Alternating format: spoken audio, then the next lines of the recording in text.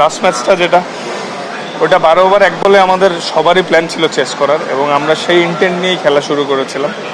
একটা পর্যায়ে যায় যখন দেখলাম যে মনে হচ্ছে আর হবে না 12 ওভারের চেস, তখন আসলে নর্মালি জেতার চেষ্টা করা এই প্ল্যানটা আসছিল। তারপর ওইটাও ট্রাই করে আমরা পারিনি আনফর্চুনেটলি, কিন্তু কি করার, সামনে আগে যেতে। ভালো হোক আর খারাপ হোক, ধরেন আমরা মানে হ্যাঁ আরো অনেক ভালো হইতে পারতো। স্পেশালি মানে দেখেন লাস্ট ম্যাচটা আমরা সবাই একটু ডিসঅ্যাপয়েন্টেড হয়েছি। আমরা জেতার চেষ্টাই করেছিলাম প্রথমে 12 ওভারের মধ্যে, পরে যখন মানে আমরা বুঝতে পারলাম 12 ওভার আসলে চেস করা পসিবল না, তখন নর্মালি ট্রাই করছিল সবাই, তাও জিততে পারিনি। এত লম্বা মানে কখনোই আমি ক্রিকেট খেলার পরে বাংলাদেশ টিমের হয়ে লাস্ট 10 বছর ধরে প্রায় খেলতেছি, তো কখনোই এরকম লম্বা ব্যাটিংয়ে ব্যাট টাইম দেখি নেই। আশা করি এটা খুব দ্রুতই কেটে উঠবে ইনশাল্লাহ।